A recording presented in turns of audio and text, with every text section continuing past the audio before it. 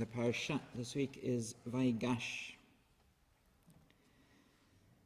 So 2 weeks ago, we were here and Joseph was a bit of a spoiled child, but a bit precocious, but with a lot of promise, a lot of talents. Gets sold into slavery. He's the one that has everything taken away from him all the time and rebuilds. Last week, Joseph was promoted to rule all of Egypt. And his brothers, who sold him into slavery, come and ask him for food. Right? They don't know who he is. He looks very Egyptian and probably a great deal bigger than the 17-year-old brother that they sold. And he really messes with their heads. When you go through what he did when they come to him last week, he accuses them of being spies. And you think of their vulnerability in that situation. They're there in a strange land asking for food, and this person is just like, no, you're spies, you know. But then he asks about their family, and he insists that they bring Benjamin, right? And he says, no, I'm not going to give you any food until you bring your youngest brother. Okay. So he takes Simeon hostage to make sure that they come back with Benjamin. And at that moment, he turns and he weeps. He puts the money that they've paid for the food back into the bags, right? So they're halfway home, and they look in their bags, and they see the food, and they see all the money, and they're like, oh, what do we do now? And then when they come back with Benjamin, he invites them to eat. He invites them to a special meal. He slaughters animals. He puts on a whole show. And he meets Benjamin. And he again sequesters himself briefly to cry. So he puts the money back in their foods again. And he puts a silver cup into Benjamin's bag, right? And then when they leave, he chases after them, catches up with them. And of course, Benjamin is accused of thievery. Right. So that's where we're up to when we get to this week's Parashat. Joseph, I think of any situation where my emotions are really heightened, right? Like he hates them and he loves them and he doesn't know quite what to do with himself.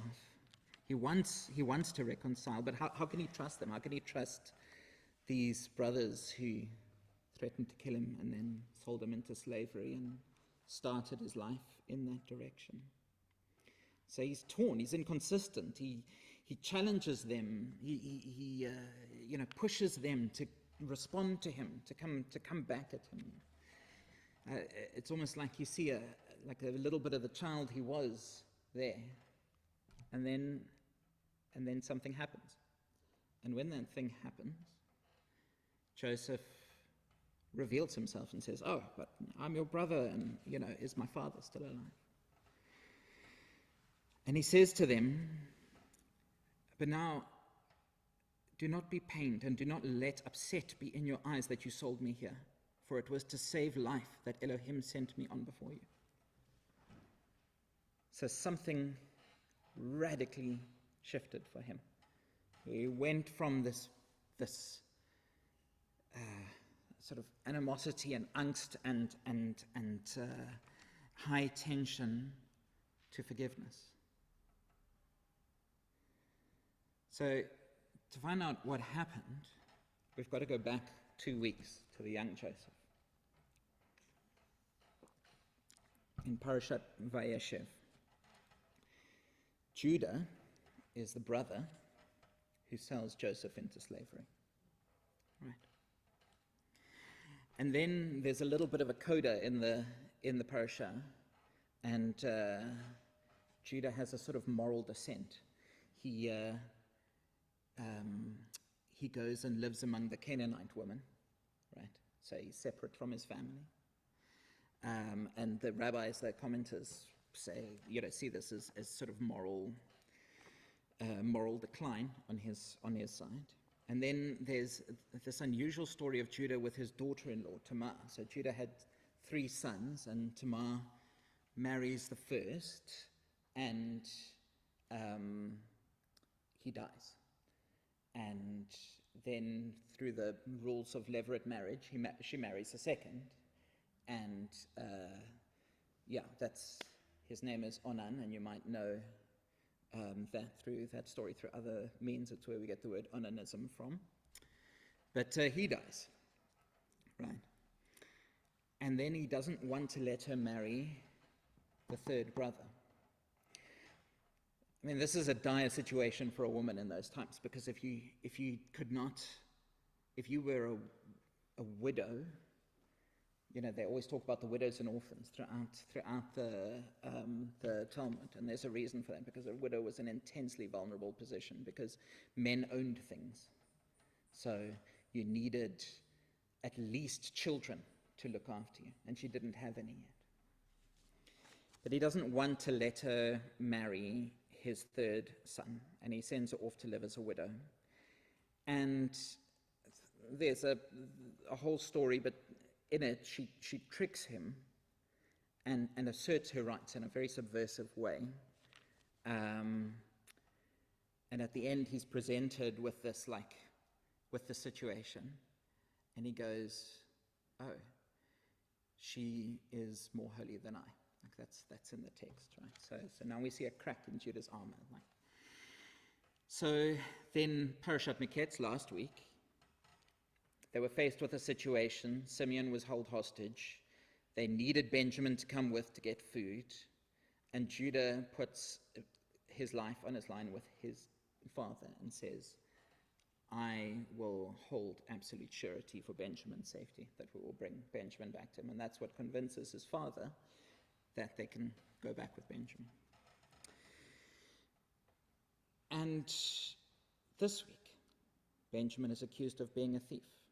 And the parasha starts with Judah standing up, and he gives this impassioned speech. He gives a speech saying, "This cannot happen, because my father will die, and I will stand in my brother's place. Please take me. Please take me." Rabbi Emma spoke last week about Yehudit, the Judith story, and the echo with Judah, with Yehudah. And she spoke about the parallels between that, and how Yehudit and Yehudah represent the every Jew. They represent the Jew who stands up and does something at a critical point. And use that to say each of us has the potential to be that person, right? And in this story, in the journey of Judah, we get a story of somebody finding themselves, finding ethics, finding repentance. Rabbi Lord Jonathan Sachs lays out the journey there's a book, Lessons in Leadership, which has portions on each parasha, and this week it's about the leadership of Judah.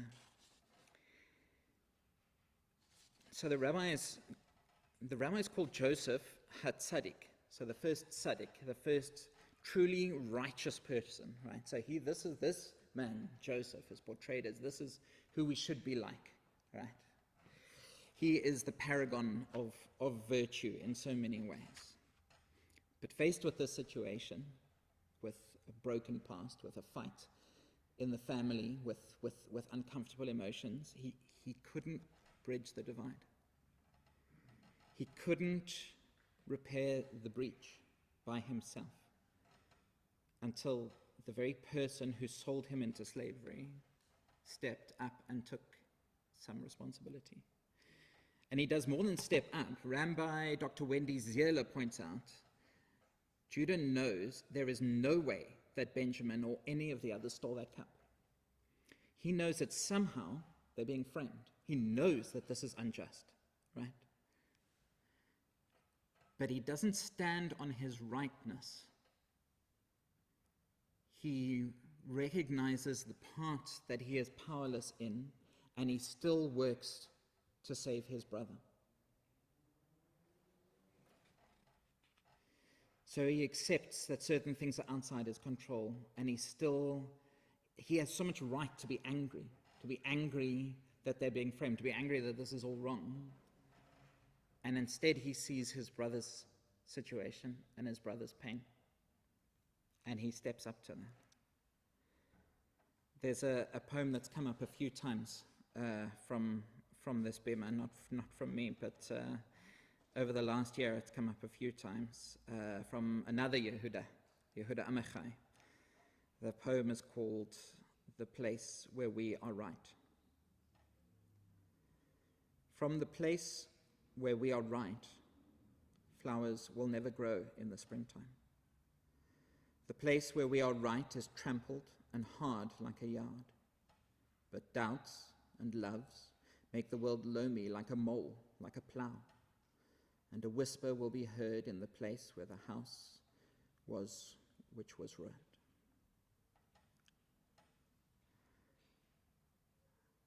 I worry sometimes that